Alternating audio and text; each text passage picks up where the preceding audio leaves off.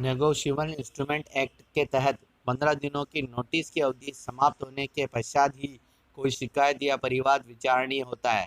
ऐसा एक प्रसिद्ध जजमेंट योगेंद्र प्रताप सिंह बनाम सावित्री पांडे के मामले में कहा गया है। उच्चतम न्यायालय ने कहा कि नेगोशिएबल इंस्ट्रूमेंट एक्ट की धारा 138 के तहत दंडनीय अपराध का संज्ञान 15 दिनों की अवधि पूर्ण होने से पहले दर्ज की गई सूचना के आधार पर नहीं किया जा सकता है।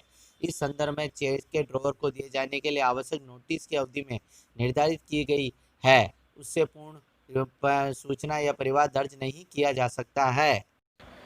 एक अन्य मामले में सुप्रीम कोर्ट ने कहा कि रिमाइंडर नोटिस प्रथम सूचना सर्विस के न होने का एडमिशन नहीं होता है। एन परमेश्वरम उन्नी बनाम जी कृष्णन के जजमेंट में ऐसा कहा गया है। सुप्रीम कोर्ट ने कहा कि चेक के ड्रॉवर को रिमाइंडर नोटिस भेजा जाना शिकायतकर्ता द्वारा भेजी गई प्रथम सूचना सर्विस के न होने का एडमिशन या स्वीकृति नहीं होता है या नहीं माना जा सकता है। इस मामले में शिकायतकर्ता ने चेक बाउंस होने के 15 दिनों के भीतर एक नोटिस जारी किया था, लेकिन उसे तस्दीक की सूचना या इंडोर्समेंट के साथ कि पते पर रहने वाला अनुपस्थित है या लौट के साथ लौटा दिया गया। फिर उन्होंने एक अन्य नोटिस भेजा जिसमें डाक को इस तस्दीक के साथ लौटाया गया या इनकार किया गया या प्रेषक को लौटाया गया।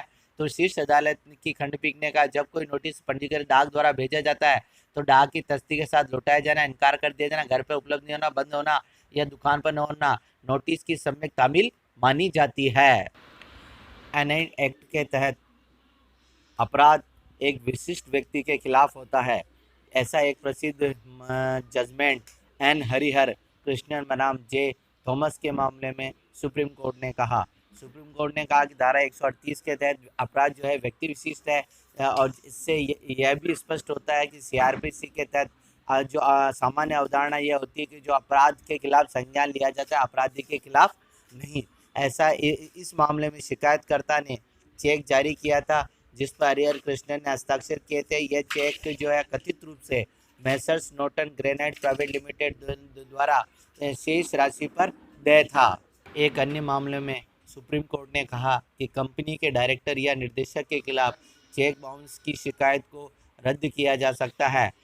ऐसा एक प्रसिद्ध जजमेंट AR राधाकृष्णन बनाम दसारी दीप्ति के मामले में कहा गया है। सुप्रीम कोर्ट ने कहा कि यदि धारा 138 के तहत कंपनी या कंपनी के निर्देशक के खिलाफ चेक बाउंस की शिकायत की जाती है तो उस समय निर्देशक का उस समय कंपनी के व्यवसाय का संचालन और जिम्मेदारी का निर्वहन कर रहा है तो ही ऐसा संभव है, अन्यथा वह निर्देशक के खिलाफ आरोप को रद्द किया जा सकता है।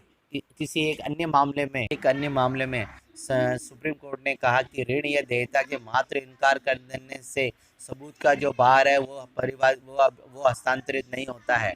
ऐसा एक प्रसिद्ध लैंडमार्क जजमेंट किशन राव बनाम शंकर गौड़ के मामले में कहा गया है।